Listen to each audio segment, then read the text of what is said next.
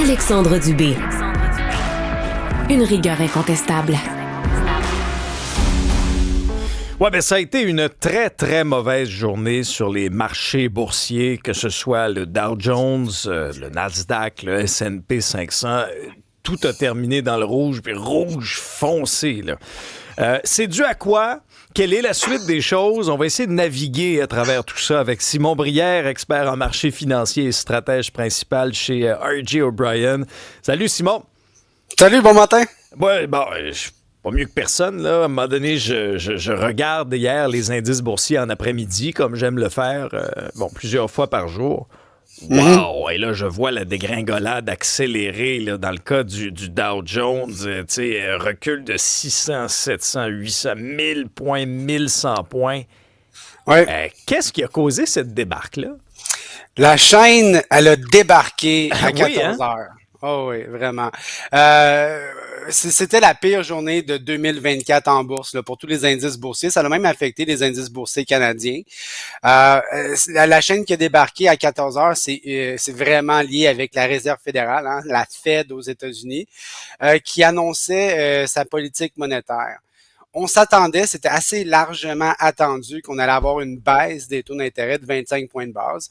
Et c'est exactement ce qui est arrivé. Donc ça, c'était bien prévu.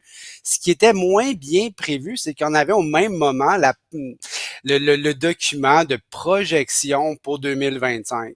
Donc, à tous les meetings des banques centrales, chez nous, c'est la Banque du Canada.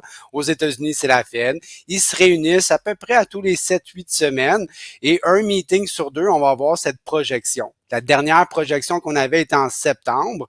On vient d'en avoir une hier. Et ce qu'ils nous disent, le kicker, la curveball, la balle courbe, c'est que l'inflation, c'est pas réglé aux États-Unis et on s'attend désormais que la Banque centrale aux États-Unis, la Fed, ne baisse peut-être pas les taux ou beaucoup moins en 2025. Et là, ça a été une douche d'eau froide. La pire chose à faire, Simon, dans des cas comme ça, parce que là, dans le cas d'hier, c'est la pire journée de l'année, là.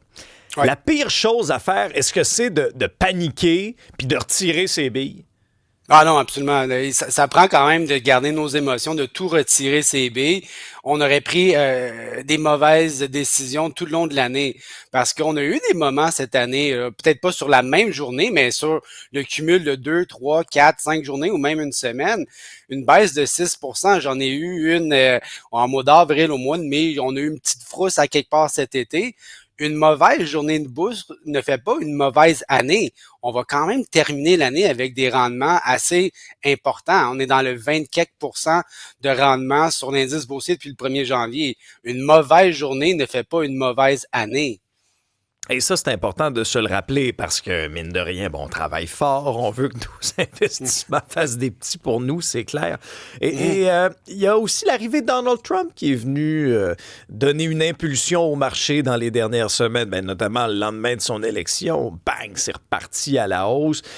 Mais Donald Trump a les défauts de ses qualités et les qualités de ses défauts, là. C'est-à-dire que c'est quand même quelqu'un d'imprévisible. Est-ce que tu t'attends à ce qu'il y ait parfois d'autres soubresauts comme ça dans les prochaines semaines et dans les prochains mois? Oui, il va en avoir. En fait, faut revenir un peu à la base de la progression des indices boursiers qui, normalement, les indices sur un horizon de plus ou moins long terme augmentent d'à peu près 8, 9, parfois 10% dans les bonnes années. Quand on vient de faire 2023, 2024 à coût de 20-25%, ça joue dans l'imaginaire, mais il faut pas non plus penser que ça va être ça pour le reste de l'année. M. Trump aime beaucoup les indices boursiers. Hein. On se rappelle qu'il l'utilise beaucoup comme baromètre économique. Donc, je pense que l'argument des investisseurs qui se sentaient un peu tout puissants dans un marché exubérant se disaient « Ah, c'est Donald Trump, il aime les indices boursiers, donc la notion de risque n'existait pas. » Il va y avoir une confrontation dans le plan fiscal. Puis on a adressé un peu hier avec la banque, avec la Fed, dans la période de questions, parce que ce qu'on a fait, c'est qu'on a dit, l'inflation qui était, on voulait avoir 2,1%, vraiment le tendre à revenir vers cette cible de 2%, la cible de la Fed. On s'y écarte, on passe de 2,1 à 2,5%.